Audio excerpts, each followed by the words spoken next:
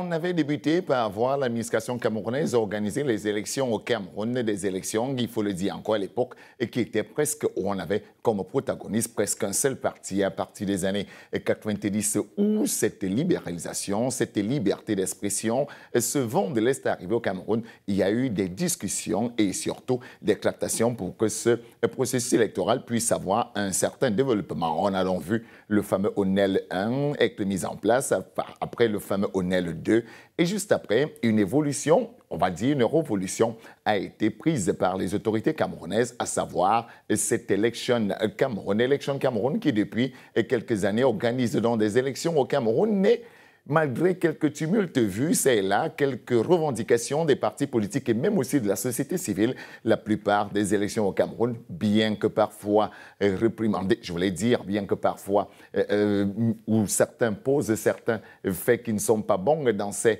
élections, on continue toujours à avoir des résultats et surtout, on vit dans une certaine paix. Seulement, certains acteurs de la société civile et même certains leaders des partis politiques aujourd'hui veulent que les choses bougent et les choses doivent changer.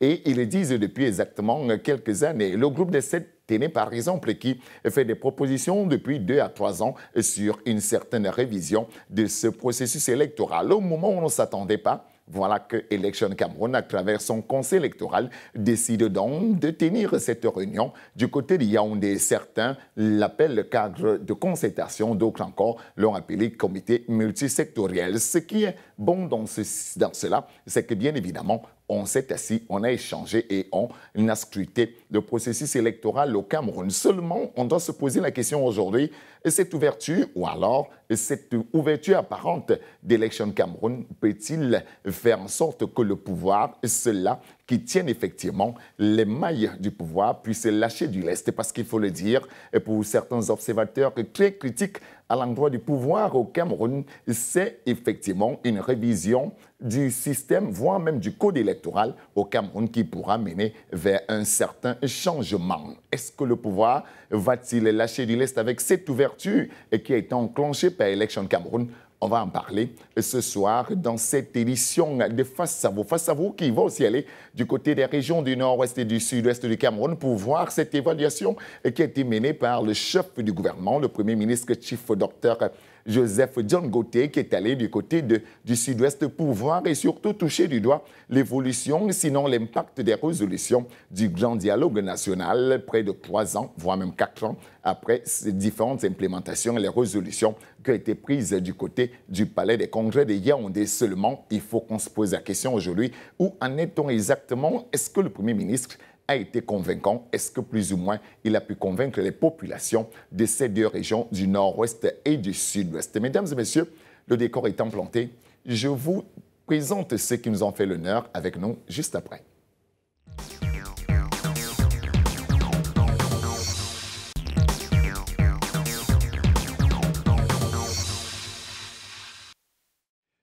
Il nous fait l'honneur d'être une fois de plus avec nous sur ce plateau.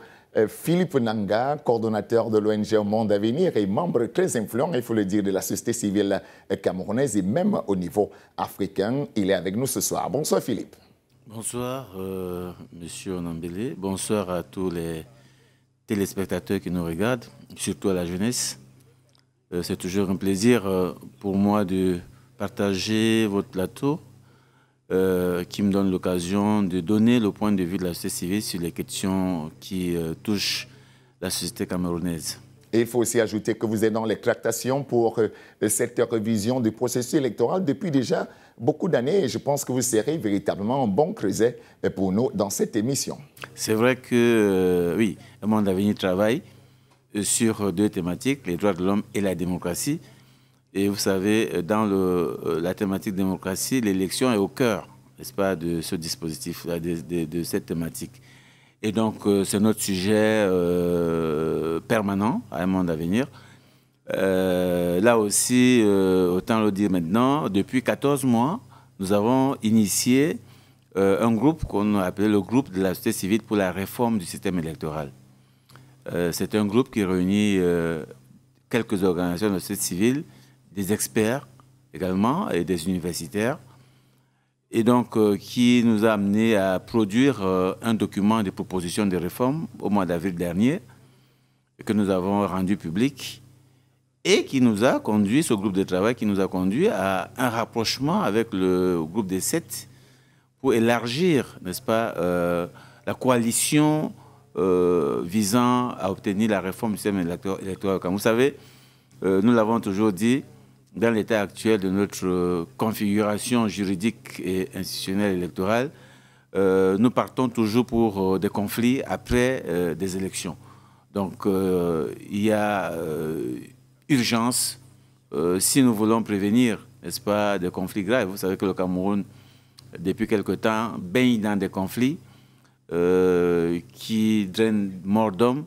Si nous voulons prévenir les conflits, il me semble qu'il soit urgent qu'il y ait une large coalition de Camerounais appartenant à des partis politiques et à la société civile qui s'engagent véritablement sur la question de la réforme électorale. On en parlera tout à l'heure, Philippe Nanga, le temps pour moi d'introduire celui-là même qui est un acteur de la scène politique camerounaise depuis déjà beaucoup de décennies, j'ai même envie de dire depuis l'avènement de la démocratie au Cameroun dans les années 90, Siri Sambaka, président de l'Alliance des forces progressistes, qui nous fait l'honneur d'être avec nous ce soir. Bonsoir, président Siri Sambaka. Bonsoir Onambele, bonsoir aux panélistes. Ce n'est pas un plaisir pour moi de vous rencontrer ce soir, on se voit tout le temps. Mais c'est un grand plaisir pour moi d'avoir en face de moi Philippe Nanga qui, depuis un certain temps, m'a abandonné. Je dois le dire aux téléspectateurs parce qu'en réalité, je dois vous dire qu'il y a environ entre 15 ans aujourd'hui que ce problème, c'est lui, Philippe Nanga, qui l'avait initié. Et il nous avait invités à l'époque, les partis politiques, nous avons fait un travail. Je ne sais pas, je crois qu'il se souvient de l'Hôtel Lumière. Nous avons travaillé sur le code électoral. La société civile a quelque chose d'important. Important parce qu'il crédibilise, n'est-ce pas? Parce que les relations entre les partis politiques sont conflictuelles. Essentiellement conflictuelles. C'est pour cette raison que vous verrez que dans notre démocratie, depuis 30 ans, on peut vous énumérer les différents conflits entre les partis politiques de l'opposition. Donc, à partir du moment où j'apprends que la société civile s'est retrouvée, et sachant très bien que ce problème est traité depuis des décennies, depuis une décennie au moins, ça me rassure. Ça me rassure d'autant plus que je ne fais pas partie des 7. Mais, comme vous avez dit, il n'y a pas une seule élection où je ne suis pas allé. On va en parler tout à l'heure, président, si donc, vous permettez. Je suis très, très content d'avoir Philippe. Je crois qu'on va renouer notre amitié. Ça, je le pense, parce qu'on a fait... L'amitié n'a jamais été rompue en réalité. On a fait de très, très bonnes choses ensemble. Il a de nouveaux amis, c'est vrai, mais il ne faut pas oublier les anciens. Non. En tout cas, Philippe lui dit que l'amitié n'a jamais été... Non, pas du tout. Philippe, l'amitié... n'a jamais été rompue. Okay, d'accord. En tout cas, à côté, c'est un jeune donc très long, Fouda Damalionel du Parti camerounais pour la réconciliation nationale, qui nous a aussi rejoint ce soir pour cet échange autour des différentes thématiques. Bonsoir, Lionel Damafouda.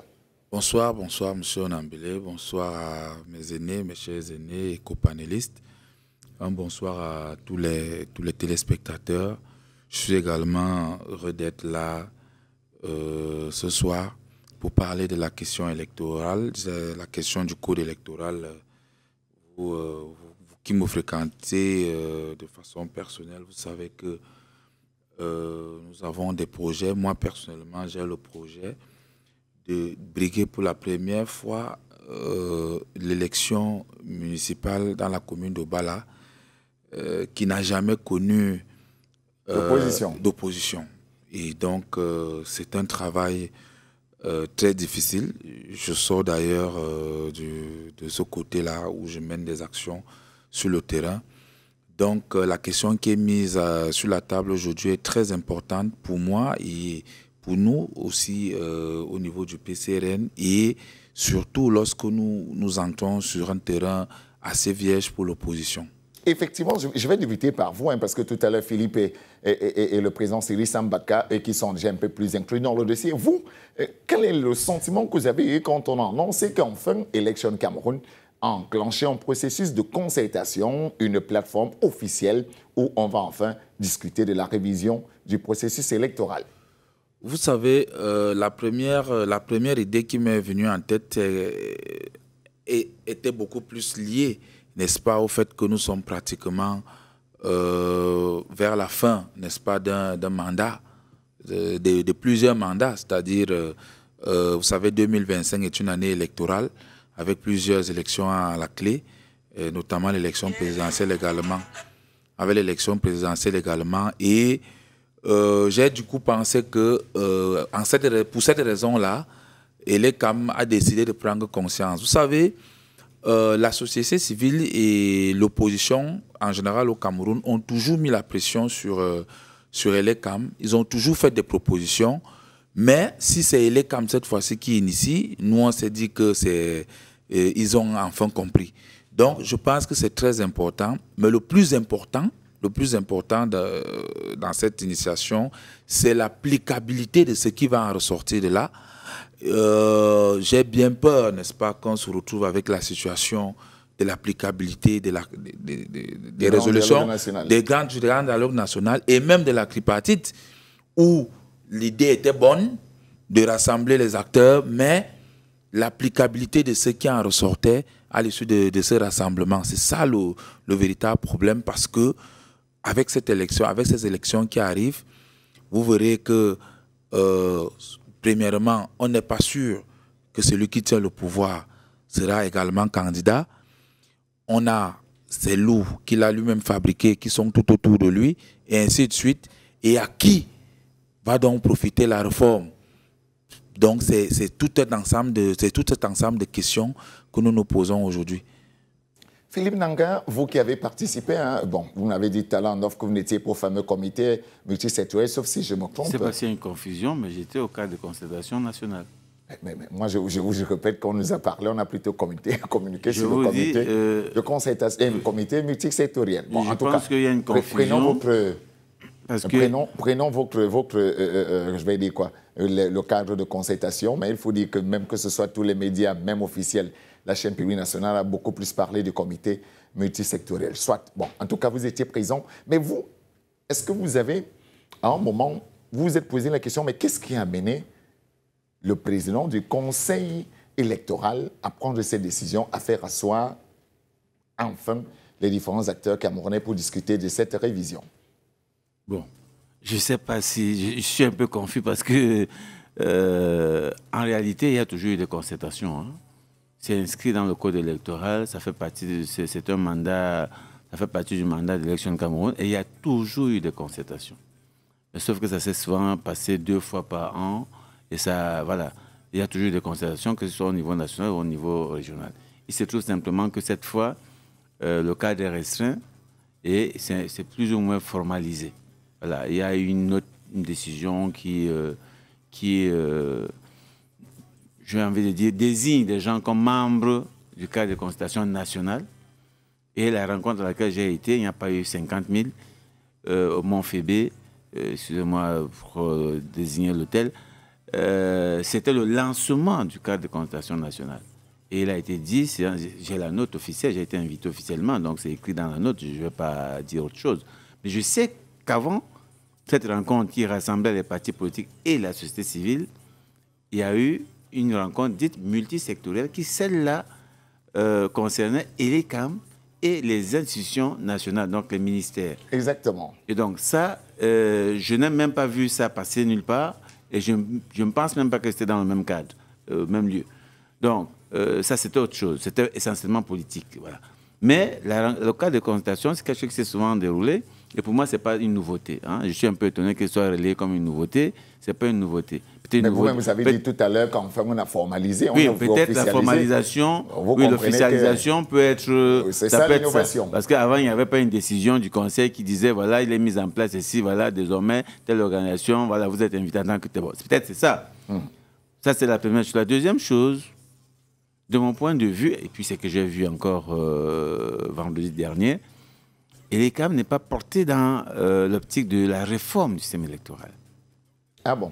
Oui, les discussions sont allées dans le sens comment on fait pour que les jeunes participent davantage, comment on fait pour que les personnes handicapées participent davantage.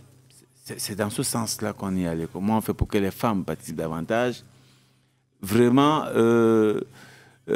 oui, après, le président du conseil, c'est quelqu'un qui semble... voilà, il aime bien être à l'écoute, mais il fait toujours bien de rappeler que l'ECAM n'a pas le mandat de modifier ni le code électoral, ni le conseil électoral, ni le système électoral. Donc, lui ne peut engager des discussions que sur des choses pour lesquelles Élections Cameroun peut agir. Vous comprenez? C'est-à-dire, comment faire pour augmenter le nombre d'inscrits? Oui, ça, ce débat-là, il le met sur la table pour que les acteurs électoraux disent qu'est-ce qui coince, ainsi de suite. Comment faire pour que les personnes handicapées, pour que les jeunes, pour que les femmes, ça, il met ça sur la table. Mais la question fondamentale de comment faire pour que les élections ne débouchent plus sur des conflits, ça semble ne pas être de son mandat. Même si la loi dit que l'ECAM doit être consulté sur les questions électorales, mais l'ECAM fait des propositions, certes. Mais peut-être le regret que j'ai eu, moi, ce vendredi, c'est que, au sorti de là, on en a commenté. Donc, on n'était pas parti pour voir Élections Cameroun poser sur la table la question de la réforme du système. Pourtant, tous les acteurs qui ont pris la parole, c'était pour dire rien ne peut fonctionner, rien ne peut marcher. Vous voulez nous dire qu'il y a eu quoi? Je ne voulais pas dire confusion dans la communication, parce qu'effectivement, tout le monde parle des réformes, des processus électoraux, mais vous qui étiez, vous avez un autre témoignage. Je pense qu'il faut interroger d'autres personnes sur cette activité. Moi, j'y étais, je n'ai pas bougé, je n'ai pas manqué une seconde. Je suis arrivé à l'heure, avant tout le monde, avant plusieurs personnes. On a lancé devant moi, on a clôturé devant moi. Peut-être, après le repas, des choses se sont dites, mais de mon point de vue, quand on est allé au repas, c'était fini. Donc, c'était fini, il n'y avait plus autre chose. Voilà. Donc, peut-être dans les commentaires, dans les repas, les gens parlaient de... Mais, si vous regardez, je pense qu'une chaîne concurrente a fait un reportage, a interrogé quelques formations politiques qui ont dit que c'était ça le cœur. Le cœur du problème aujourd'hui, c'était la réforme du système électoral, bien du code électoral. Malheureusement, je dis encore, ce n'était pas un débat. Bien que toutes les personnes qui ont pris la parole ont posé le problème de la réforme. Il ne faut pas confondre ça. Mais je dis que d'abord, l'intitulé de l'activité, c'était « Lancement du cadre de concertation nationale ». Maintenant, les sujets de discussion qu'on avait portaient sur comment renforcer les inscriptions, comment renforcer la participation des personnes handicapées, comment renforcer la participation des jeunes. D'ailleurs, les interventions qui ont été confiées à quelques personnes, il y avait 2 interventions adressées confiées à 2 personnes. Une intervention, c'était sur la participation des personnes handicapées et l'autre intervention portait sur la participation des jeunes. Donc, et c'est la vice-présidente du PCN qui devait justement présenter cette... Elle n'était pas là, je ne l'ai pas vue. Donc, c'était ça. Je n'ai pas vu un sujet portant sur la révision ou la réforme du système électoral. Il faut faire attention avec les relais. Je pense qu'il faut... Après... Peut-être que les journalistes ont fait le relais de ce que les gens ont dit. Mais ce n'est pas ça qui était sur la table comme sujet de discussion. Il faut le dire. Et je le dis toujours pour ceux qui ont déjà rencontré le président du conseil électoral. Et il est à l'écoute. Nous, on l'a rencontré dans le cadre de notre plaidoyer pour la réforme du système. Et on l'a rencontré, il est très ouvert. Mais il vous dit gentiment... oui, voilà, je peux envoyer ça à qui de droit, mais ce n'est pas moi, il n'est pas l'Assemblée nationale, il a tout à fait raison. Il n'est pas le gouvernement non plus. Il est quand fait des suggestions comme nous. Hein. C'est-à-dire, eux aussi font des suggestions, des réformes comme nous. Et quand je dis nous, comme nous, la société civile, comme les partis politiques. Après, ils attendent tranquillement. C'est comme ça que ça fonctionne. Donc, l'ECAM n'a pas mandat pour inscrire le sujet de la réforme sur la table. C'est ça aussi, il faut savoir. Si un journaliste laisse prospérer une telle idée, c'est faux. l'ECAM n'a même pas ce mandat. L'ECAM a un mandat de collecter des informations sur qu'est-ce qui marche, qu'est-ce qui ne marche pas, mais n'a pas mandat de poser sur la table la question de la réforme du système électoral. D'accord? Parce qu'eux, ils font des consultations pour avoir quelques idées, après transmettre à qui de droit, qui est le gouvernement, qui doit initier un projet dans ce sens-là. Donc, par contre, je pense que c'est toujours une bonne chose que les acteurs se retrouvent, discutent, partagent la vision qu'ils ont sur les élections. Ça, c'est important. C'est important aussi qu'elle ait les informations qui laissent quand même entendre que, attention, attention, attention, n'allons plus dans une élection, dans l'état actuel du cadre juridique et institutionnel électoral. Ce serait quand même nous-mêmes prévisionner, n'est-ce pas, des conflits graves dans notre pays. Sachant que, à l'heure où nous parlons, vous le savez, le conflit post-électoral de 2018 n'a pas encore été vidé. Vous le savez. Est-ce que nous allons aller à une prochaine élection alors qu'il y a encore des prisonniers de l'élection de 2018 ? Je ne pense pas. Parce que pourquoi les gens ont manifesté? D'accord? Il faut se poser cette question. On reviendra là-dessus tout à l'heure, Philippe. Voilà, donc je voudrais quand même dire que l'intérêt de ce cadre de concertation, c'est qu'il y a un retour d'information vis-à-vis de l'ECAM, qui est le mandataire du gouvernement pour organiser les élections. Donc c'est bien qu'il ait le retour des acteurs et qu'il porte ce retour au gouvernement pour dire oui, nous on veut bien organiser les élections, mais il semble que dans l'état actuel, il y a beaucoup de choses à revoir. Allez, président Cyril Sambaka, quand on écoute Philippe Nanga, vraiment tout l'optimisme qu'on avait, finalement, il s'estompe. Oui, parce que vous ne savez pas comment ça se passe. Nous qui avons roulé notre bosse là-dessus depuis 1990, on peut vous le dire, même quand il y a les contestations au niveau de la région, l'envoyé de l'ECAM, n'est-ce pas, a toujours dit que je note et je transmets, parce que nous n'avons pas qualité pour changer quoi que ce soit. Donc quand on le sait d'avance, on sait qu'il ne faut rien attendre de l'ECAM. Mais il faut poser le problème comme il se doit. Nous avons besoin d'une refonte du système électoral. Nous avons besoin de la révision du code électoral. Mais nous avons surtout besoin d'un cadre consensuel.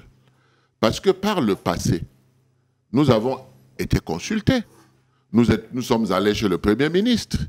Nous avons déposé les propositions qu'on avait. Et quand la loi est arrivée à l'Assemblée nationale, c'était ce que le gouvernement voulait. Ils ont voté et ça s'est appliqué. Donc, comment faire pour que nous comprenions que nous sommes partis du parti unique vers le multipartisme sans consensus pour les règles du jeu? Parce que quand on va aux élections avec un seul parti, c'est une chose. Mais quand on va avec plusieurs partis politiques, on doit s'entendre au moins sur le minimum. Et malheureusement, les procédures qui ont toujours existé ici, c'est de collecter ce que vous avez fait. Et après, on vous sort quelque chose et on vous dit, à l'Assemblée nationale, on va revoir cela et puis on va voter. Mais qu'est-ce qui nous garantit que le consensus qui se trouve du côté de l'opposition et de la société civile va être pris en compte? Qu'est-ce qui nous prouve que ce code électoral qu'on demande tout le temps, on peut l'avoir? Mais qu'est-ce qui nous garantit que ça ne sera pas cadenassé encore davantage, puisque les représentants du peuple qui sont à l'Assemblée nationale seront appelés à voter? Et c'est le gouvernement qui va déposer le nouveau code sur la table de l'Assemblée nationale. Moi, ce sont ces questions que je me pose parce que, en réalité, depuis 1990, j'ai été à tous les processus.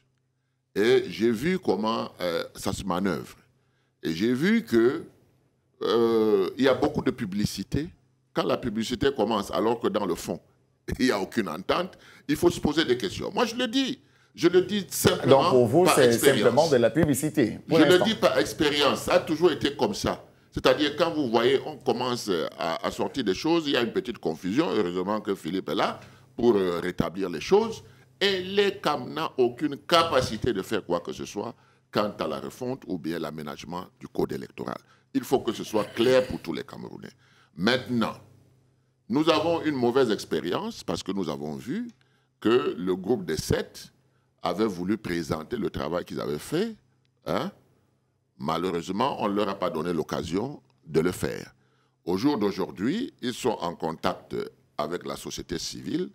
Dieu merci, la société civile a compris que ce n'est pas 7.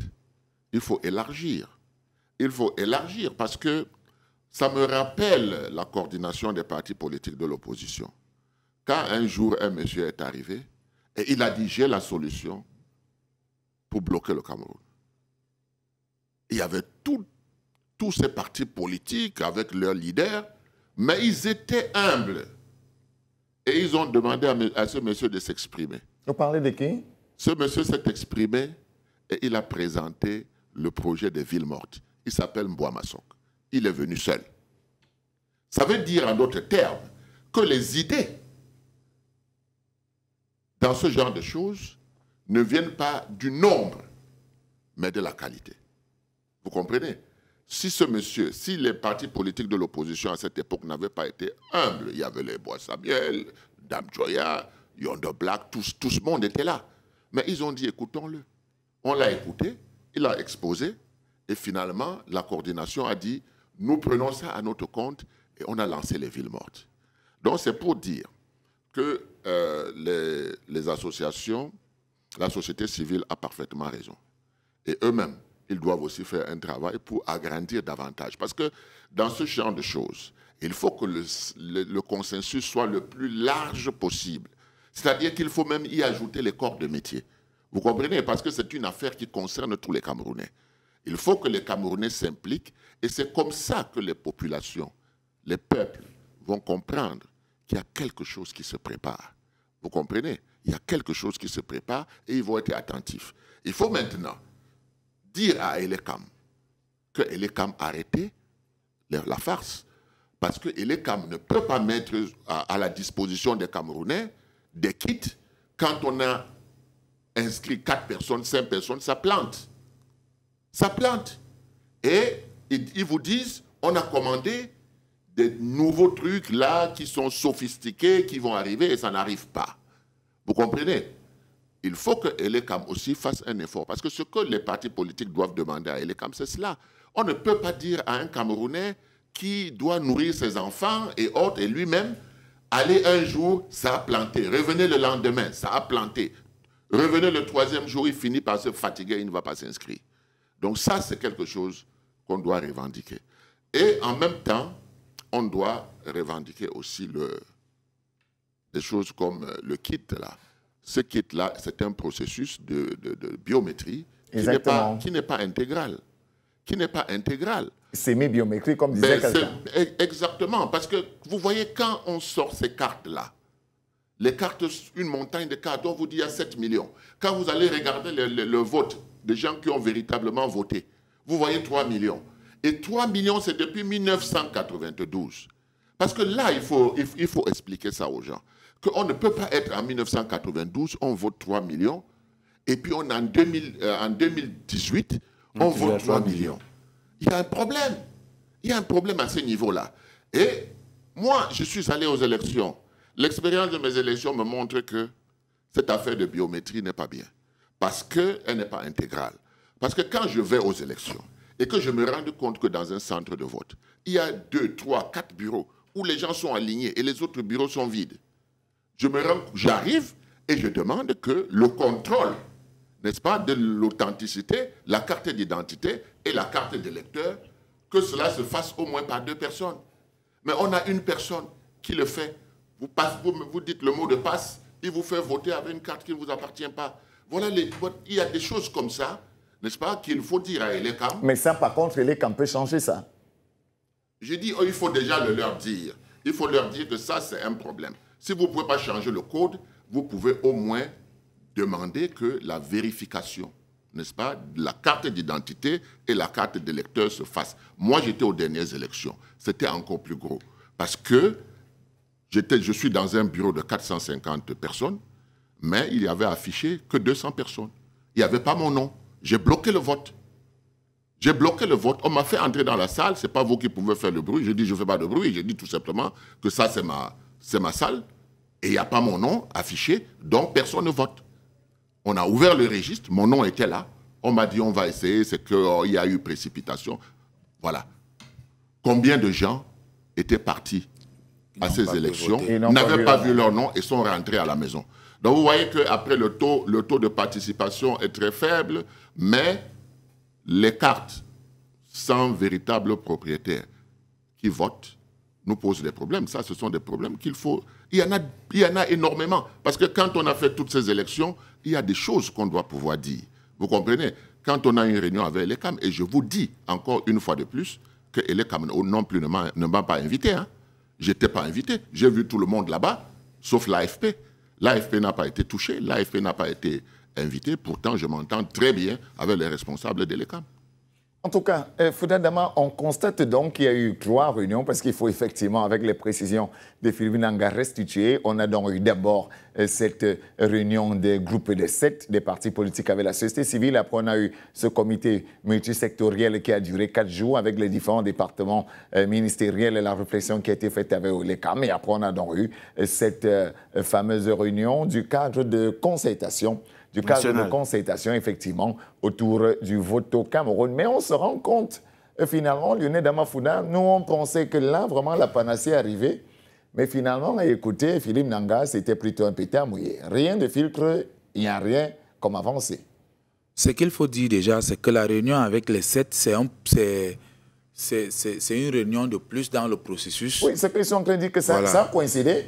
Et on était sûr quand même qu'avec cet enchaînement de choses qui se font au même moment, forcément, il y a eu quelque chose qui a bougé. Mais Philippe nous dit que vraiment, statu quo, il n'y a rien eu. C'est une réunion de plus par rapport à ce qui avait déjà été fait. Vous vous souvenez que la plateforme de l'opposition, ils ont voulu présenter, n'est-ce pas, les travaux qu'ils avaient déjà, justement, à l'hôtel Hilton, et qui a été miraculeusement interdite par le sous-préfet de Yaoundé. Donc, il y a ça. Il y a que les autres cadres de concertation avec Elekam, honnêtement, je ne sais pas s'il y a eu quelque chose de nouveau. Pourquoi? Parce que réellement, chaque fois, les problèmes qui ont été posés sont les mêmes problèmes qui ont toujours été posés. Ce que le président Sambak a décrit, ce n'est pas, c'est pas hier qu'il le sait. C'est des problèmes qu'Elekam connaît, en réalité. Puisque directement après l'élection, sortie de l'élection 2020, nous avons fait un certain nombre de remarques par rapport à ce qui s'est passé à l'élection. Parmi lesquelles le problème qu'il pose, où des gens n'avaient pas leur nom sur les listes, pourtant ils étaient bel et bien inscrits, pourtant ils avaient même les cartes de vote. Comment vous expliquez que même si vous n'avez pas pu retirer vos cartes, même avec votre carte nationale d'identité, vous avez le droit de voter. Dès lors que votre nom est sur une liste, et vous avez des gens qui n'ont... Je vous dis qu'il y a même des candidats qui n'ont pas pu voter. Candidats. Je dis bien les candidats parce que quand vous êtes candidat, vous êtes même la priorité. Exactement. Pourquoi? Parce que vous produisez dans votre dossier de candidature une attestation d'inscription. C'est-à-dire un élément qui prouve que vous êtes effectivement inscrit. Vous avez même des candidats qui n'ont pas pu voter. Pour dire quoi? Pour dire que ces problèmes, n'est-ce pas, que nous relevons, et que Elekam connaît, parce qu'ils connaissent tous ces problèmes. Rien n'est nouveau, hein? Rien n'est nouveau. Ils connaissent bel et bien ces problèmes. Moi, je pense juste que c'est des cadres qui sont mis en place pour justifier un certain nombre de choses, pour justifier au moins le fait que la société civile et les partis politiques de l'opposition... Il y a le débat qui s'est fait. Voilà, qui s'est fait. Donc, vraiment, c'est pas nouveau. Vous voyez que derrière ça, il y a toujours un petit budget qui est mis en place et tout, qu'il faut bien justifier. Mais la réalité est tout autre. Lorsqu'on parle... Parce qu'aujourd'hui, lorsque Elekam demande aux acteurs de la société civile et des partis politiques comment faire pour améliorer, moi, je pense que c'est une question assez hypocrite. Vous pensez que Elekam a beaucoup intérêt à améliorer cette affaire? Ils n'ont pas beaucoup intérêt à améliorer cette affaire. Je vais vous dire quelque chose. Les kits dont on parle là, il y a combien de Camerounais qui se rendent dans les bureaux de l'Elekam pour s'inscrire? Si vous faites une enquête, je vous assure que l'antenne communale, le bureau de vote de l'Elekam ne peut pas inscrire 25 personnes par semaine. Par semaine? Je dis par semaine. Vous n'exagérez pas quand même, Lionel? Non, je vais vous expliquer. Je dis quelqu'un qui s'est déplacé pour aller s'inscrire lui-même. au bureau. Ah, c'est vrai, comment j'ai une Donc, difficulté. en réalité, les inscriptions dont vous entendez là, c'est des inscriptions en mobilité avec les kits organisés soit par la société civile, soit par les différents partis de l'opposition. Mais combien de Camerounais se rendent dans un bureau électoral pour s'inscrire? Ils sont peu, je vous assure. Et maintenant, lorsque vous avez même pu déplacer les camps pour les inscriptions, c'est comme le président Samba Kala dit, après 12 heures, le kit ne fonctionne plus. Il ne fonctionne plus. Et vous êtes obligé de tout arrêter. Et ils sont les premiers à venir vous demander comment faire pour améliorer cela. C'est eux qui sont les premiers à vous demander comment faire pour améliorer leur propre kit qui ne fonctionne pas. Leur propre kit qui ne fonctionne pas. Et c'est un sérieux problème. Et je vais vous dire que dans l'arrière-pays, parce qu'aujourd'hui on en parle beaucoup parce que nous sommes dans les grandes métropoles, dans l'arrière-pays. Comme à Obala. Et les camps s'en foutent. Hein? Ah bon? Oui. Allez vous inscrire ou ne vous inscrivez pas, ce n'est pas leur problème. Hein? Ce n'est pas une préoccupation pour eux. Ça, je vous le... Et là-bas, c'est encore beaucoup trop de négociations pour avoir le kit. Je vous dis, je vous parle de l'arrière-pays parce que moi, ayant fait des élections en ville, ici à Douala, ayant été candidat à plusieurs reprises, ayant travaillé sur le champ d'inscription sur les listes électorales, j'ai voulu porter la même dynamique, justement, la même technique du côté de Bala pour dire, bon, ok, généralement, en réalité, on dit que les villageois ne s'inscrivent pas beaucoup parce qu'ils n'ont pas le temps, ils vont au champ. Et généralement, donc, pour le faire, il faut cibler des endroits comme des marchés, le dimanche, des marchés périodiques ou la sortie de l'église, donc les endroits comme cela. Mais je vous assure que pour avoir dans le kit, mais c'est beaucoup trop de négociations. Beaucoup trop de négociations. Mais on vous explique quoi exactement, Lionel Foudadama? Mais on vous dit d'abord qu'il y a un seul kit pour tout un arrondissement. On vous dit d'abord qu'il y a un seul kit pour tout un arrondissement. Par exemple, parce que vous n'allez pas comme je vous parle de l'arrondissement d'Obala. D'Obala, un seul kit. Je vous dis un seul kit qui fonctionne. Je vous dis un seul kit. Et pour l'avoir donc, pour mobiliser des personnes, c'est des négociations qui peuvent vous prendre pratiquement un mois. Moi, je peux vous dire que je suis parti de Douala pour aller négocier le kit. J'ai fait 2 week-ends et je n'ai pas pu avoir le kit. J'ai dit 2 week-ends, je pars de Douala, j'arrive. C'est le chef d'antenne, vous ne le voyez même pas. Son adjoint vous dit non, ce n'est que le chef d'antenne qui peut donner l'accord. Vous rentrez à Douala. Vous repartez le week-end qui suit. Vous n'avez pas un dénouement. C'est-à-dire que là-bas, ça dit que c'est le fichier électoral qui a toujours existé depuis. C'est le même qu'on utilise pour que les gens votent. Et les petits-fils viennent voter pour le grand-parent qui était déjà décédé, et ainsi de suite. C'est comme ça que ça se passe là-bas. Et vous êtes surpris que les mêmes gens viennent vous poser la question comment faire pour améliorer cette affaire. Je vous assure que le nombre de Camerounais inscrits aujourd'hui est fait massivement dans les grandes métropoles. Dans les villages, on s'en fout de ça. Et c'est pour cela que vous verrez qu'aujourd'hui, les mairies de nos différents villes, les maires sont très mal élus. Vous avez des maires qui sont élus dans tout un arrondissement avec 300 voix. 300 voix. Je dis 300 voix, c'est-à-dire un maire. Je vous dis, il y a des maires qui sont très mal élus tout simplement parce que le fichier électoral, vous arrivez dans un bureau de vote, il y a à peine 150 noms. Et dans les 150 noms, à peine 45 personnes votent. Les autres ne viennent même pas voter. Ils vous disent qu'ils connaissent déjà le résultat. On connaît déjà le résultat. Et le maire est élu à la fin. Et il se passe à la télévision, il dit « Je suis maire ». Mais il a été élu. Oui, il a été élu, mais dans quelles conditions? Et pour dire donc que même Elecam ne facilite même pas la tâche à nous les partis politiques de l'opposition qui voulons changer des choses, qui voulons révolutionner au monde. Nous voulons que les maires, en fait, les conseillers municipaux soient élus, et soient très bien élus. Et pour cela, nous voulons inscrire le maximum de personnes. Je vous assure que bientôt, c'est la clôture. Je n'ai pas pu faire 2 descentes d'inscription sur les listes électorales. À Obala. Pas parce que je n'avais pas les moyens ou bien parce que je n'ai pas de personnes pour le faire. Parce que je vous assure, mais attends, j'en ai discuté avec mon président national. Je lui ai présenté le cas pour qu'il en parle. Et pourtant, Obala, ce n'est plus que le village, hein, c'est quand même plus ou moins moderne là-bas. Je vous assure que le président d'abord, le président de l'antenne ne vit même pas dans l'arrondissement, il vit à Yaoundé. Ah bon? il ne vit pas dans l'arrondissement, il vit à Yaoundé. Donc il doit partir de Yaoundé et il ne vient que 2 fois par exemple.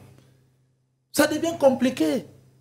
Quand je vous dis que je suis parti de Douala 2 fois pour aller négocier un kit, je n'ai pas pu, vous croyez que je... Mais c'est pourquoi je dis tout ce qu'ils organisent, c'est de l'hypocrisie. C'est pour justifier un certain nombre de petits trucs, c'est tout.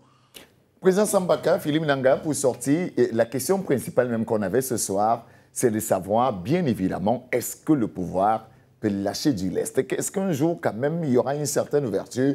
Nous qui avons quand même dit, on pensait avoir vu, entre guillemets, le bout du tunnel avec ces différentes réunions qui se sont enchaînées. 3 quand même, ça faisait beaucoup et ça faisait longtemps qu'on ne l'avait pas vu. Est-ce que vous pensez que le pouvoir peut lâcher du lest et peut-être donner quelques biscuits pour que ça puisse avancer comme vous voulez?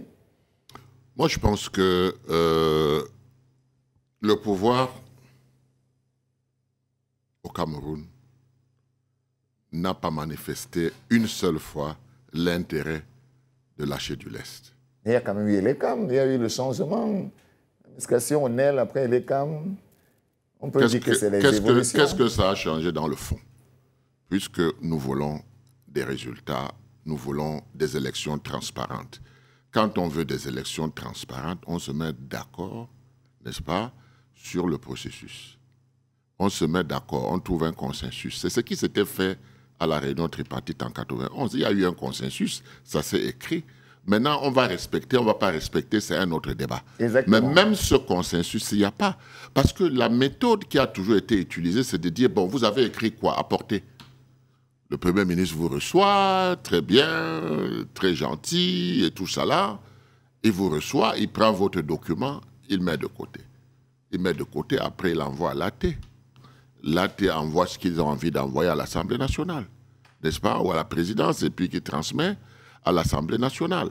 Donc, qui vous dit que pendant que nous espérons qu'on va revoir le code électoral, on ne nous présente pas un code électoral qui est plus vicié que celui qu'on nous dira. Parce que comme disait un homme politique, quand même, il n'y a pas de fumée sans feu. On nous dira, mais vous avez demandé qu'on change le code électoral. On a changé. Avec vous voyez, réunions. nous sommes habitués à ce genre de choses. C'est pour cette raison que j'ai insisté sur le fait que c'est le code électoral consensuel dont il est question.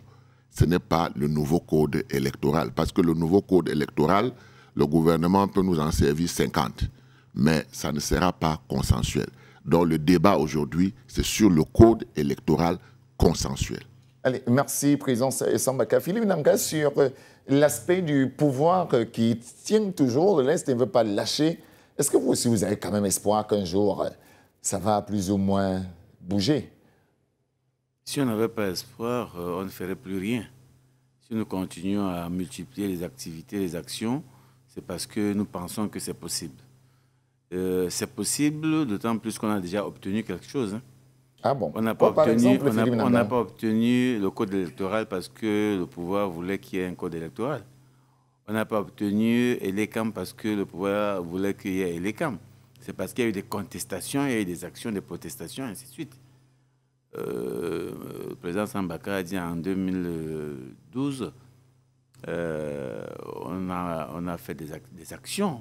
Nous, la société civile est allée marcher. Moi, je me suis fait arrêter à Yaoundé parce qu'on allait déposer un mémorandum au Parlement pour revendiquer un code électoral. On nous a arrêtés, voilà, on a été détenus, tout. Et là, par la suite, le Premier ministre nous a reçus également avec nos propositions et tout. Malheureusement, comme dit le président, c'est très joli quand on vous reçoit, vous discutez, vous déposez votre truc et puis à la sortie, vous ne vous retrouvez pas dans ce qui est produit. C'est pour ça qu'il faut continuer à travailler, à se mobiliser.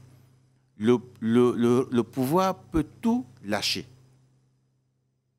Tout pouvoir peut tout lâcher.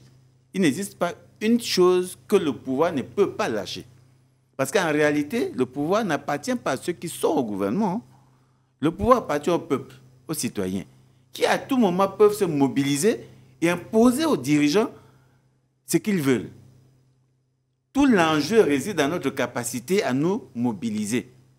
C'est à ce niveau-là. On n'arrive pas, depuis un bon moment, à coaliser, n'est-ce pas, les énergies pour imposer au gouvernement un certain nombre de réformes. Ça n'est pas parce qu'ils ne peuvent pas le faire. Ils peuvent le faire. Il faut travailler. C'est pour ça que nous avons commencé cette démarche de mise en commun avec les partis politiques. Parce que la question de la réforme électorale ne concerne pas que les partis politiques. Ça concerne jusqu'aux citoyens qui doivent se rassurer que sa voix va compter le jour de l'élection. Parce que c'est très joli aussi d'aller s'inscrire. Hein. Nous, on pousse les gens à aller s'inscrire. Et maintenant, comment se rassurer que ta voix va compter? Le président Zambaka a dit quelque chose. Depuis 1992, c'est 3 millions de personnes qui votent. Comment ça se fait? La population électorale n'augmente jamais. Même avec la refonte, rien n'a bougé et tout. Ça n'augmente pas, ça ne diminue pas. C'est quand même curieux, non? Quelqu'un m'avait parlé d'un logiciel qui existe, on donne juste les résultats, quel que soit ce que vous faites. Il faut craindre que ça existe au Cameroun. Je pense qu'il faut réfléchir sur cette question-là parce que il y a un lien étroit entre la question du développement et la question électorale. Il a dit des choses. Quand vous avez des gens qui sont mal élus, comment voulez-vous qu'ils portent, que ces personnes-là portent vos préoccupations? Elles ne vont pas porter vos préoccupations. C'est pour ça que vous voyez comment le Cameroun est dégradé et tout ce plan de développement. Parce que les élus, pour la plupart, parce que je pense quand même qu'il y a des personnes qui bossent parmi ces élus, mais la plupart sont mal élus. C'est des gens qui sont imposés par le système. Et donc, pour que le citoyen, n'est-ce pas, réalise ses projets de développement, tout au moins obtienne la réalisation de ses projets de développement, il faut qu'il se rassure que l'élu qui va sortir des élections aura la légitimité. Et la légitimité se confère par la qualité du processus électoral. Donc, nous craignons beaucoup, nous, au niveau de la société civile, c'est pour ça d'ailleurs que nous avons fait le pas, c'est nous qui avons fait le pas pour aller vers le groupe des 7, et nous sommes mis d'accord que oui, il faut qu'on se mette ensemble. Il faut qu'on se mette ensemble pour travailler. Au moins ça, on s'est mis d'accord. C'était la première chose. Maintenant, comment les prochaines étapes, ça a été, il faut que les partis politiques, le groupe des 7 s'ouvrent à d'autres formations politiques. Nous aussi, le groupe de la société civile, s'ouvre à d'autres organisations pour qu'il y ait une coalition la plus large possible. Et que les médias soient impliqués. Les chefs traditionnels soient impliqués. Les chefs religieux soient impliqués. Parce que ça aussi, nous avons inscrit d'ailleurs notre action dans l'approche de prévention de la paix et la construction de la cohésion sociale. Parce que une élection, c'est un moment qui peut renforcer la cohésion sociale, c'est aussi un moment qui peut déstructurer la cohésion sociale. On l'a vu en 2018. Ça c'est vrai.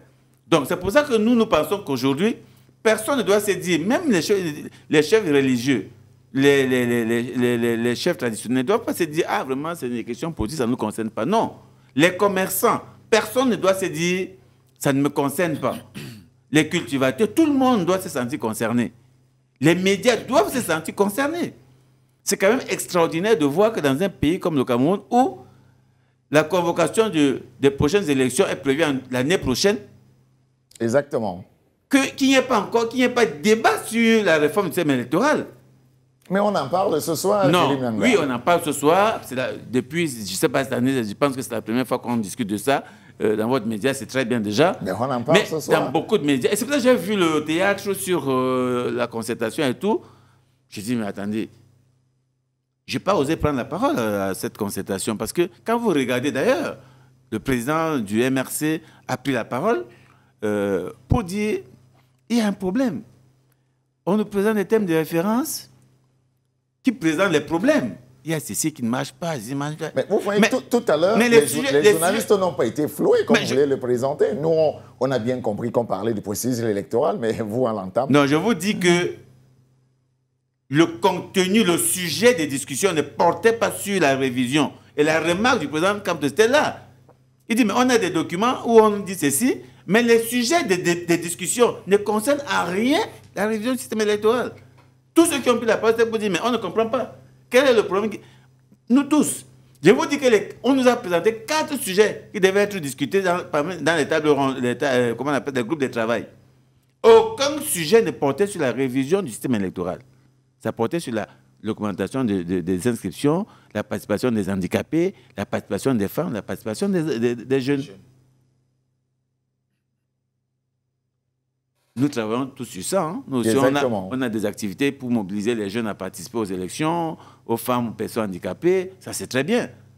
Mais ce n'est pas ça qui va garantir la qualité du processus électoral, malheureusement. Donc, c'est pour ça qu'il est important aujourd'hui que tous les acteurs prennent conscience qu'il faut absolument qu'on arrive à obtenir du gouvernement... Mais quand vous dites « il faut », Philippe, c'est comme s'il y a quelque chose qui coince. Qu'est-ce qu'il faut pour débloquer? Parce que vous dites qu'il faut... Ce qu'il faut pour débloquer, c'est qu'il faut une synergie. Il faut une synergie forte.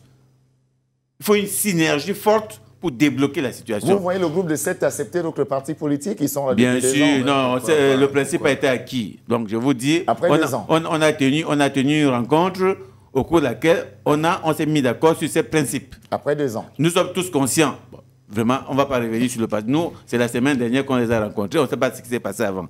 La semaine dernière, on les a rencontrés. On s'est mis d'accord que nous ne pouvons pas agir là, ce petit groupe-là, pour obtenir quoi que ce soit. C'est de l'utopie. En fait, on peut se poser la question si le constat a été fait après 2 ans, parce que quand même... Ce n'est pas un problème de constat, monsieur Onambele. Moi qui ne suis pas, parce que je me suis plaint. Mais voilà, on avance. Vous faites même comment pour nettoyer? Pendant qu'on avance, s'il vous plaît, pendant qu'on avance, on fait des constats, on se recadre, on avance. Parce que nous, on a fait un constat en tant que société civile. Nous ne sommes pas partisans. Moi, je ne veux pas être candidat à quoi que ce soit, mais on fait quand même des remarques. On dit, attendez, nous, pourquoi on va vers le groupe de 7? On s'est dit, nous, on est en train de porter ce sujet de la réforme du système électoral. Mais nous, on ne sera pas candidats, là. Nous, on est les acteurs indirects. Les acteurs directs qui sont les partis politiques, c'est eux qui doivent, au premier chef, faire bouger les choses. Et donc, dans notre approche, on s'est dit, si on dit... on appelle tel, on va dire, il a appelé ses amis. Commençons par un groupe qui s'est déjà constitué depuis quelque temps, d'accord, qui ont fait une proposition concrète. On se rapproche, on voit avec eux qu'est-ce qu'on peut faire ensemble. D'abord, est-ce qu'on peut faire ensemble? Et qu'est-ce qu'on peut faire ensemble? Et comment on peut faire ensemble? Voilà les 3 questions. Est-ce qu'on peut faire ensemble? Oui, on s'est mis d'accord. Comment on peut faire ensemble? Eh bien, il faut d'abord commencer à s'ouvrir à d'autres personnes. Identifier les points clés qu'il faut absolument revoir pour avancer. Parce qu'ils ont fait tout un code électoral. Nous, on a à peu près une trentaine de points qu'on a relevés à revoir. Maintenant, il faut voir quels sont les points clés pour lesquels nous pensons que sans les revoir, c'est aller au feu. Après, il faut mobiliser tous les Camerounais. Ce n'est pas pour aller dans la rue, machin, mais je pense que même le régime en face a besoin de sentir qu'il y a la pression. La pression, ce n'est pas seulement dans la rue. La pression, c'est dans les médias, c'est dans les places publiques, qu'on en parle partout. Qu'on en parle partout. Donc, quand il n'y a pas cette pression-là, vous allez avoir, nous, les affaires c'est depuis qu'on a décrié. Nous, on a fait des analyses depuis pour démontrer que l'élec comme tel qu'il a été conçu pour ne pas produire de résultats. D'abord, les mecs, on ne leur donne pas de moyens. Des fois, c'est au 2e semestre que le budget est ouvert, ils n'ont pas de moyens pour faire le travail. On l'a démontré plusieurs fois. À Douala, ici, on avait des antennes qui n'avaient même pas, les locaux n'étaient même pas habitables. C'est nous qui avons fait, on a fait des reportages pour que le gars ait un peu de ressources pour refaire son bureau. Je connais un chef d'antenne qui n'allait plus au bureau parce que les serpents rentraient dans son bureau. Ici, à Douala. Je peux citer à Douala 2. Comment vous voulez que quand on ne donne pas de moyens à des gars comme ça qui travaillent, même s'ils ont la volonté de travailler, qu'est-ce qui bloque, qu'est-ce qui empêche le Cameroun de s'octroyer des kits qui fonctionnent? Mais les mecs, ils ne veulent pas que ça bouge. Mais maintenant, il faut qu'il y ait la pression derrière pour que ça bouge. Il n'y a pas 6 000, 10 000 solutions. Tant qu'il n'y a pas de mobilisation, n'est-ce pas, face à un gouvernement, vous n'obtenez rien. Même aux États-Unis, ça marche comme ça. Allez, merci Philippe Naga. Peut-être en 30 secondes, un dernier mot. Président Cyril Sambanka, avant Fouda. Oui, je pense qu'on a fait le tour. Les détails, on les verra.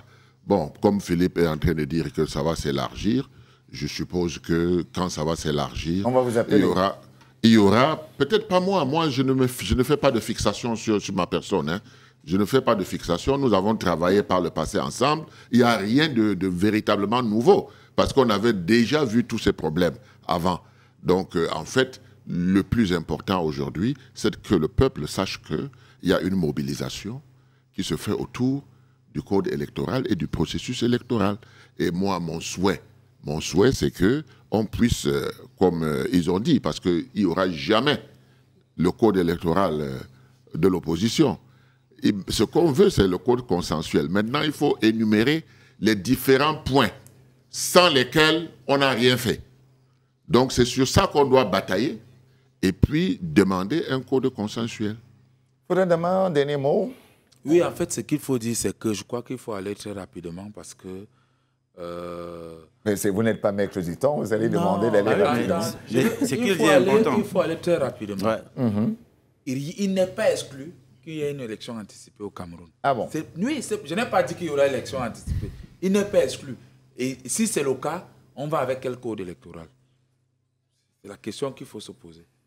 Donc, je pense qu'il faut aller très rapidement et la mobilisation doit être très forte. En tout cas, on espère que dans les prochains jours, véritablement, on va voir des choses se bouger.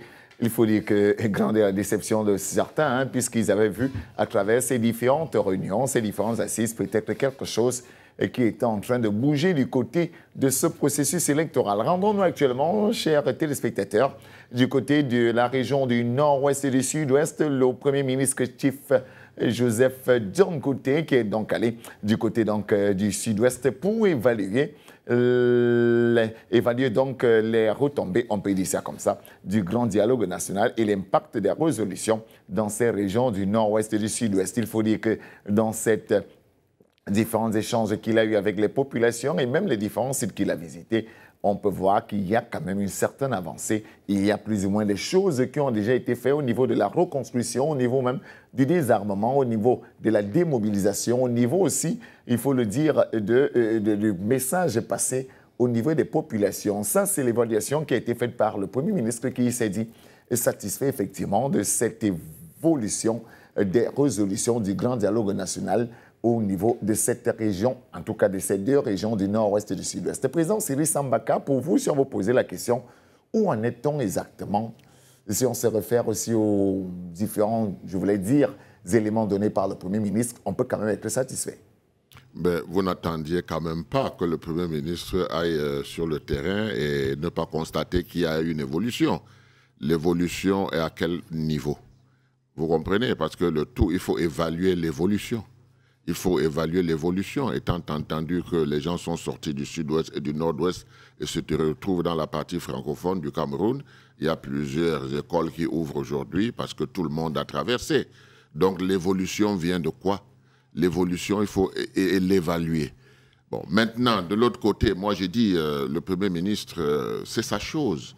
Vous comprenez? C'est-à-dire, le grand dialogue national, c'était sa chose. Exactement. Donc, il a beaucoup de convictions et beaucoup de foi que ça marche. Maintenant, est-ce que ça marche? Moi, je dirais tout simplement, clopin-clopant, il y a des pansements qu'on fait. Parce que quand on dit reconstruction, moi, je vois plutôt une reconstruction provisoire, n'est-ce pas? Parce que la guerre elle-même continue. Vous êtes d'accord avec moi qu'on peut construire un pont là aujourd'hui et demain il n'existe plus. Donc tout est provisoire dans la reconstruction actuellement parce qu'on n'a pas atteint le niveau de la réconciliation et du niveau, n'est-ce pas, où les gens se mettent ensemble. Maintenant, il faut aussi relever qu'on aurait pu faire mieux si la première évaluation que le chef du gouvernement avait faite n'avait pas suscité des problèmes.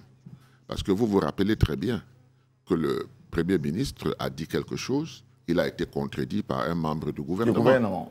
Bon, quand les populations voient cela, qu'est-ce qu'elles doivent penser? À qui croire? Parce que moi, je pense que les populations avaient adoubé le Premier ministre. Ouais, au départ de cette affaire. Mais il y a eu un doute qui est né après parce qu'il y a eu dissonance, discordance et tout dans le gouvernement.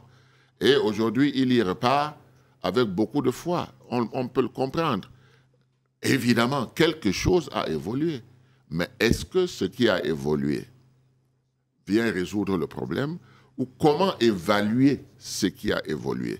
Moi, je dois dire que soit on abandonnait le nord-ouest et le sud-ouest, soit alors, n'est-ce pas, on essayait de ce qu'ils ont appelé la reconstruction. C'est ce qu'ils sont en train de faire sur le terrain, président Cyril Sambaka.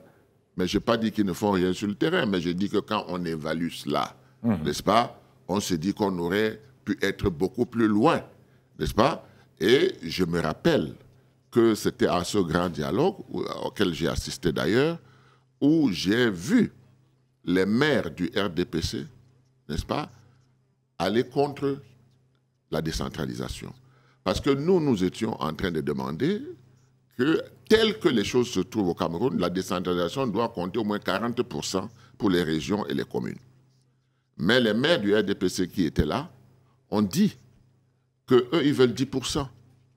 Mais je crois qu'ils ont eu honte parce que le gouvernement lui-même a compris que c'était très gros. Ils ont mis à 15%. C'était trop gros, ils ont mis à 15%, même comme ils n'ont pas donné plus de 5%. Donc, vous voyez, tout ça, c'est quelque chose... Moi, je pense que quand les choses ne se font pas, ceux qui nous gouvernent doivent s'expliquer. Ils doivent expliquer pourquoi est-ce que nous en sommes là. Il faut faire des évaluations tout le temps. Nous sommes des Camerounais, nous ne pouvons pas tourner le dos à notre pays. Mais nous pouvons l'aider. Moi, la leçon que j'ai retenue de la politique, c'est que quand on est dans l'opposition, on doit travailler pour qu'on avance. C'est pas parce qu'il ne faut pas attendre seulement quand on est au pouvoir. Quand on est au pouvoir. Mais les réflexions, les propositions qu'on peut faire peuvent faire avancer le pays quand bien même on n'a pas les commandes en main. Donc c'est très important de dire que le sud-ouest et le nord-ouest restent dans les problèmes parce que sur le côté politique, le problème n'est pas encore résolu. Sur le côté militaire, il y a un peu plus de sécurisation et on voit des bandes armées faire des incursions. Hein. Les incursions, c'est évidemment l'arme des gens qui ne peuvent pas se mettre en front. Vous voyez? Donc, ils font des incursions, ça terrorise les gens qui étaient déjà en paix commencent à réfléchir, la nuit ne dorment pas. C'est ça, les incursions.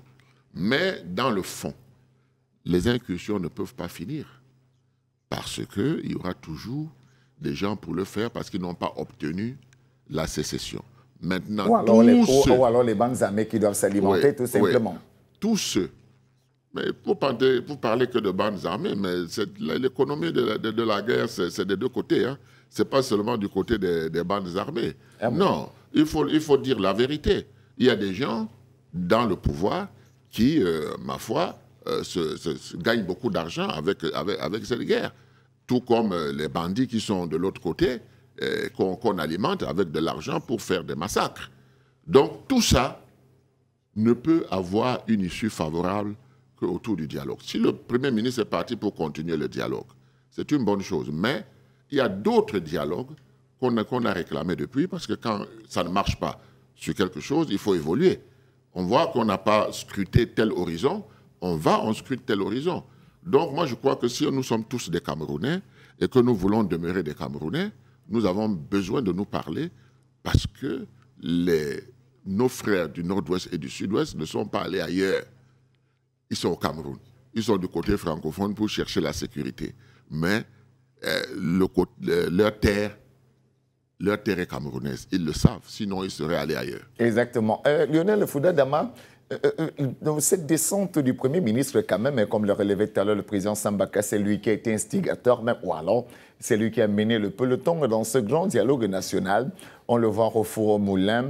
Il est reparti, bien évidemment, pour évaluer les retombées ou alors les résolutions de ce grand dialogue national dans ces deux grandes régions nord-ouest et sud-ouest. On annonce effectivement la reconstruction qui a plus ou moins commencé, qui est déjà presque avancée, la paix qui est déjà plus ou moins installée dans certaines zones, et aussi le désarmement de certains groupes qui aujourd'hui sont dans ce qu'on appelle les centres DDR. On annonce aussi le message qui passe déjà à la population qui s'implique véritablement dans ce combat contre ce qu'on peut qualifier de barbarie dans ces différentes zones-là. Vous donnerez quand même des bons points au Premier ministre, chef du gouvernement, Lionel Fouda Dama? En fait, le Premier ministre, chef du gouvernement, avait été chargé d'organiser le grand dialogue. Exactement. Donc, il agit il rend compte à la population et même au chef de l'État qui lui avait chargé, n'est-ce pas, d'organiser cela. Et c'est tout à fait normal. Vous savez, après un dialogue, il faut évaluer sur le terrain, n'est-ce pas, les mises en place de ce qui avait été décidé. Mais n'oublions pas que tout ce qui avait été décidé n'a pas encore été mis en place. Tout n'a pas encore été mis en place. Mais il faut quand même dire, en termes des institutions dans les régions nord-ouest et sud-ouest, le public conciliateur, les House of Chiefs et tout le reste, c'est quand même les institutions sont déjà là. Ben après, peut-être que c'est l'argent qui fait tout. Comment on les a désignés? Voilà.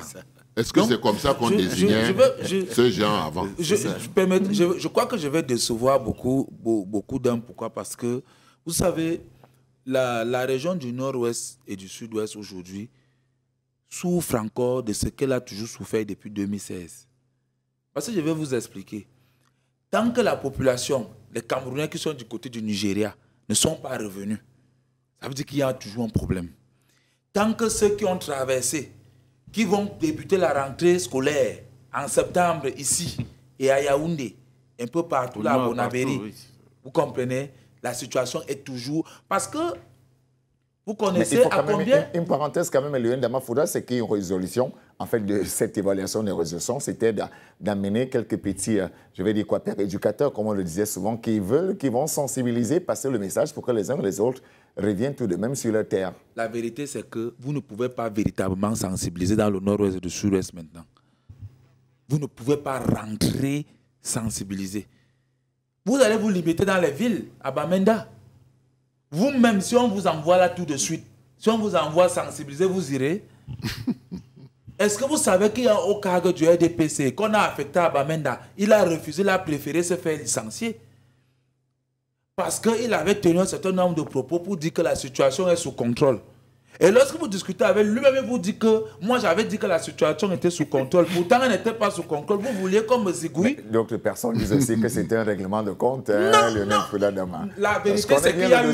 Lui-même, il dit qu'il y a un règlement de compte. Monsieur Onabélé. On a voulu effectivement... Monsieur Onabélé.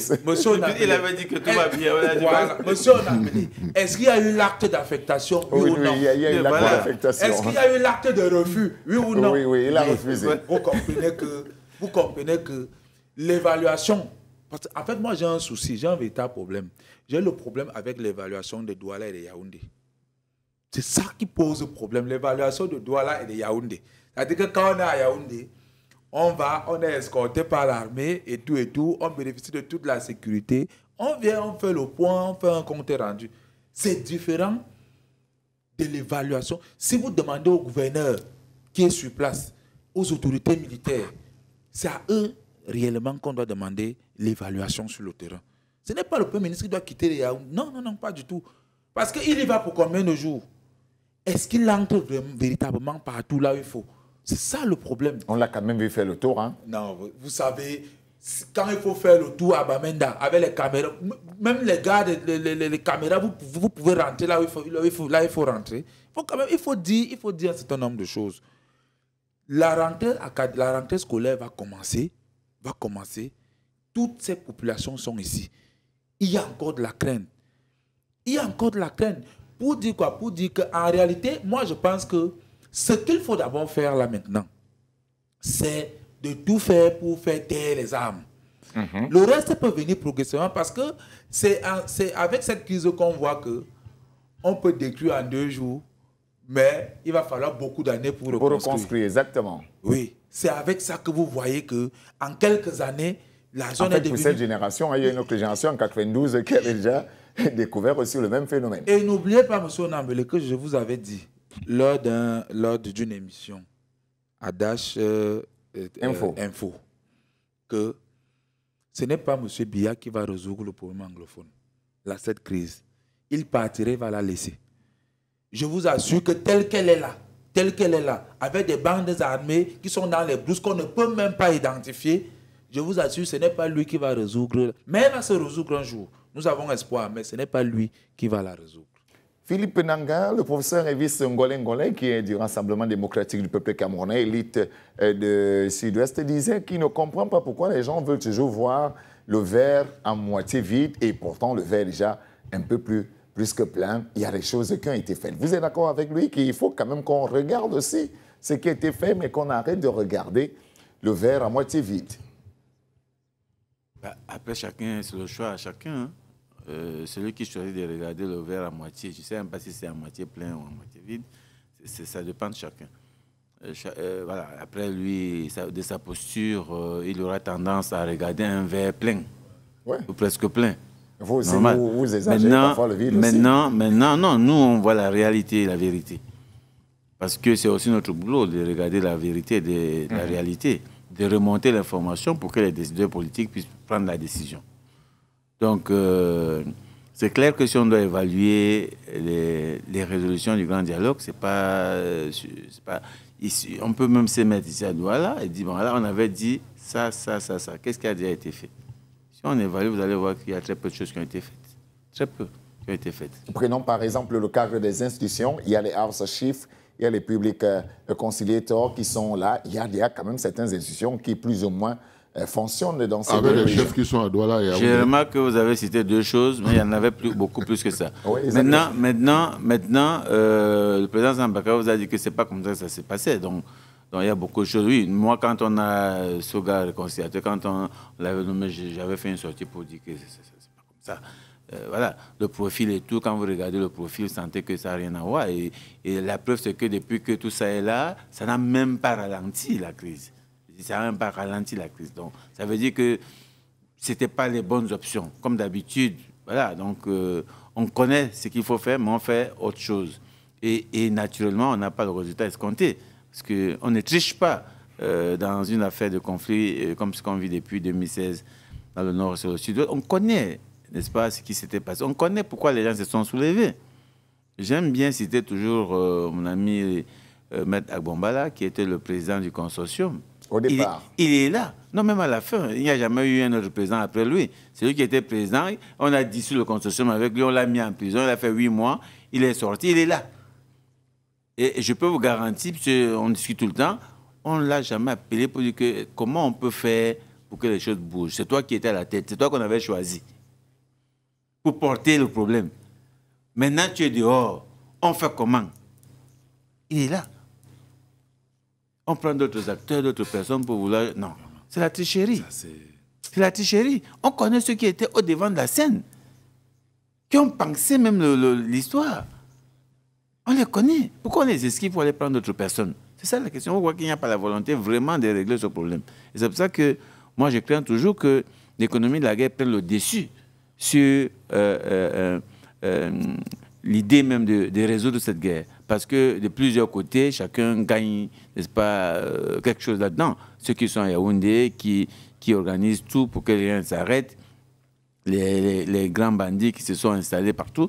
Moi, j'étais au sud-ouest il y a peut-être une dizaine de jours. Vous êtes là, au centre-ville, tout va bien.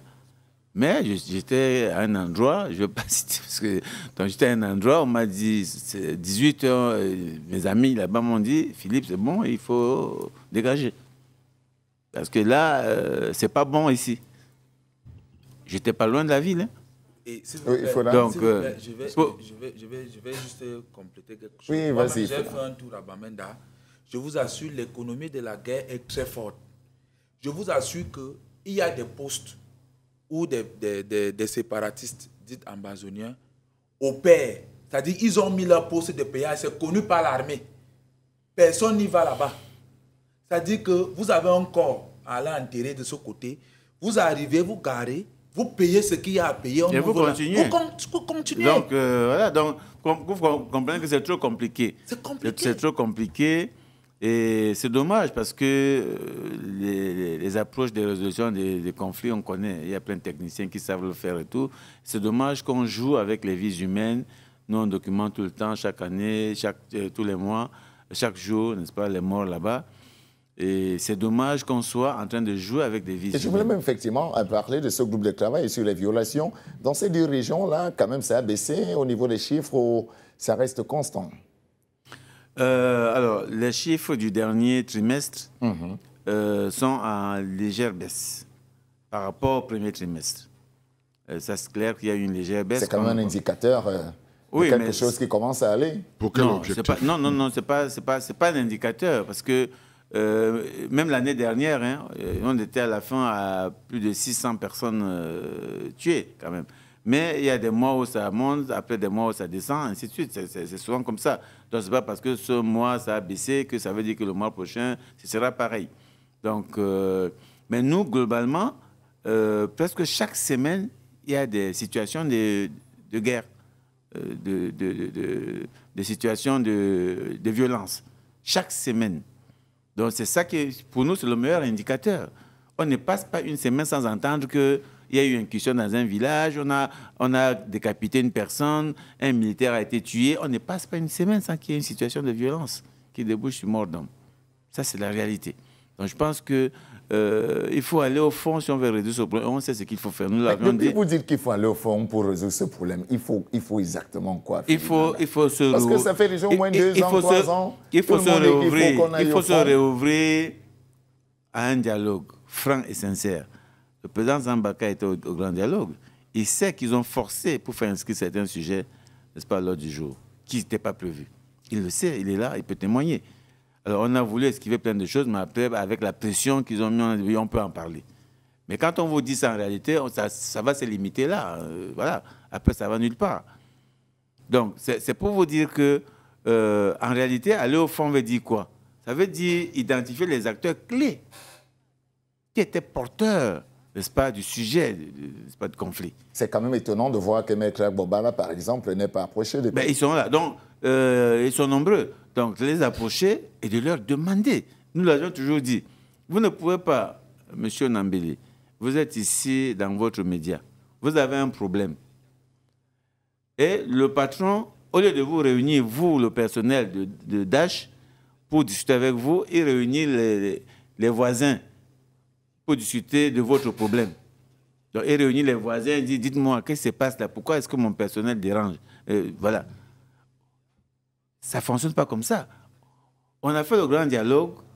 Le problème anglophone, c'est les anglophones. Réunissez les anglophones. Demandez aux anglophones, c'est quoi le problème? C'est tout. On esquive l'approche, on esquive comment les porteurs du problème pour inviter des personnes qui n'ont rien à voir avec le sujet. On débat avec eux pour trouver des solutions qui n'ont rien à voir avec les solutions qui attendues par les concernés par le problème. Voilà ce qui se passe depuis que la crise est arrivée. Vous savez que notre gouvernement a eu plusieurs postures. Dans un premier temps, il n'y a aucun problème. C'est les fauteuils de merde. Voilà. Ils ont fait des sorties à l'international pour dire non. Après, oui, il y a le problème, mais c'est marginal, machin. Après, non, on maîtrise tout. Et depuis on maîtrise tout, je ne sais pas à quel moment on maîtrise vraiment, parce que depuis au moins 3 ans, ils disent qu'ils maîtrisent tout. Et pourtant, le président Sambaka a dit, faites le tour à Douala, vous allez voir les écoles qui montent. Ces écoles-là ne montent pas parce que la population de Douala a augmenté, et vous allez remarquer que les écoles anglophones ont, je ne sais pas, se sont multipliées par 20 à Douala. Certaines sont devenues bilingues subitement. Oui, faites le tour, là, vous allez voir. Vous allez voir. C'est un indicateur concret qui montre que les gens sont revenus, ils sont dépités, ils n'espèrent même plus rentrer. Donc que vraiment, trouvons le moyen, voilà. Donc c'est ça qui est la vérité. Parce qu'il n'y a pas une solution durable qui est pensée pour régler définitivement. C'est un problème politique, ce n'est pas un problème de construire les maisons. Ce n'est pas un problème de nommer un chef de quelque chose là, non. C'est un problème politique qui doit être réglé de manière politique, en touchant la constitution du Cameroun. Mais on veut esquiver. On ne peut pas régler ce problème anglophone sans toucher à la constitution du Cameroun. On ne peut pas. Ça ne va pas passer. Ce ne sera pas durable. Dionne Damafouda, on a l'impression, pour sortir, qu'on ne sortira peut-être pas. Oui, pas qu'on ne sortira pas. Moi, je pense que